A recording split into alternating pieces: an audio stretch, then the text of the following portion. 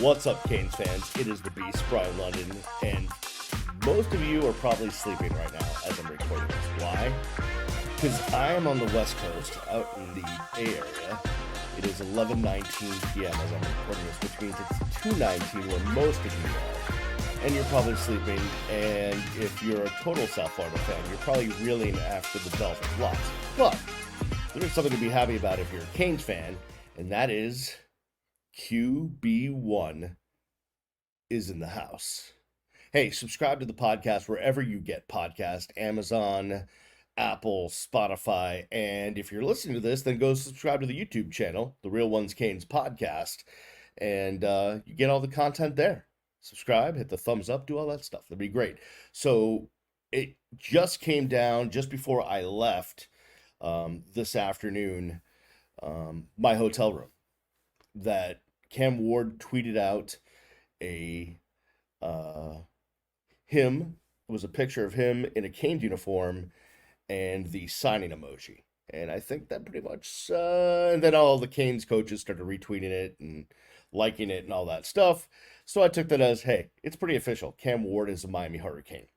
And if you listen to the last edition of the University of Miami centered Real Ones Canes podcast that Brandon O'Doy and myself do, then you knew that there was still a chance that the Canes might get Cam Ward. We told you he had not signed with an agent. We also told you that despite the Canes getting Reese Puffenberger, that I thought, and Brandon and I talked about this, that Reese was brought in just as a, to have some depth in the roster. Obviously, a better position for him to maybe get some development and eventually see some playing time at the University of Miami rather than the University of Albany. And I told you that I thought that QB1 was not on the roster, that they were still hunting. So, and I felt like, sorry about that. I felt like if they didn't get Cam, then they would get one in the spring transfer portal. Because there had been some rumors out there about another kid that was kind of like a silent kind of commit who hadn't left his school yet, but was going to in the spring. And so that was a possibility. But they got Cam Ward. I don't know how many of you have watched Washington State football over the last couple of years. I didn't really watch much of it, but I did see him a little bit and watched plenty of film since he entered the portal, and it was a possibility that he would come to Miami. He can throw the rock, man. He could definitely throw the rock. He's an accurate passer. The last two seasons at Washington State, he had 48 touchdowns to 16 interceptions. Really good passer rating, completion percentage around 65, 66%. The issue is took a lot of sacks. In the 2 years that he was the quarterback at Washington State, he took 84 sacks, which is not good. It's a lot. Now, I don't know how good the Washington State offensive line is. I'm going to tell you, I'm guessing that Miami's will be better. I didn't study why he was taking sacks. Were they covered sacks? Was he holding the ball too long? Is he? I didn't go into that, but I know it's a lot of sacks. Now, here's a guy that's a winner, right? Had two really good seasons at the University of Incarnate Word before heading to Washington State. So, he's got some good lineage in him, has been through some battles, and now will probably be QB1 at the University of Miami. I'm sure they'll say that there's a competition. We'll hear all the right stuff from Mario, but you'd have to think that Cam Ward is coming to the University of Miami to be QB1. And I think Canes fans are pretty happy with that, right? That was the guy, as soon as he entered the portal, that we kind of had our eyes on as being the next QB1 to take over for Tyler Van Dimes, who headed to Wisconsin. Now, what does that do for Jakari? That is a good question. Or Emery, for that sake. But I know Brandon had said in previous podcasts, and I agreed with him, that he was worried about Jakari jumping ship. Now they got Jakari to play the bowl game, and I thought he did a really nice job in the bowl game. But the question is now is does he want to compete again for the starting job? Right. I mean, he would have had to probably battle Emery and Reese if they didn't get any quarterbacks, although I think no matter what, they would have gotten another one. But this becomes a little bit of a different situation.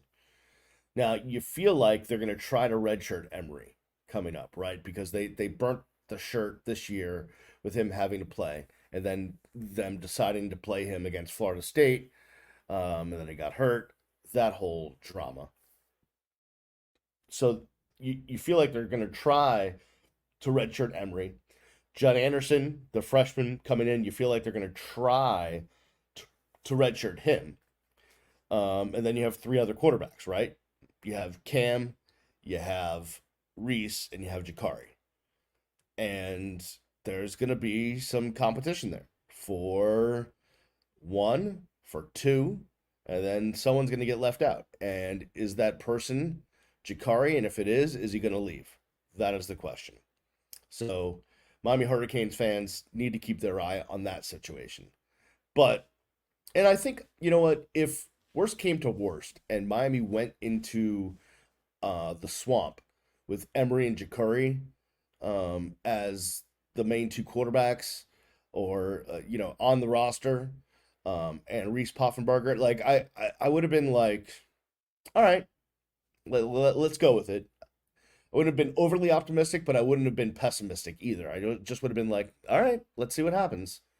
But with Cam Ward coming in, I feel a little bit better about things. Now, I don't. I'll go back, and I brought this up in the last pod with Brandon.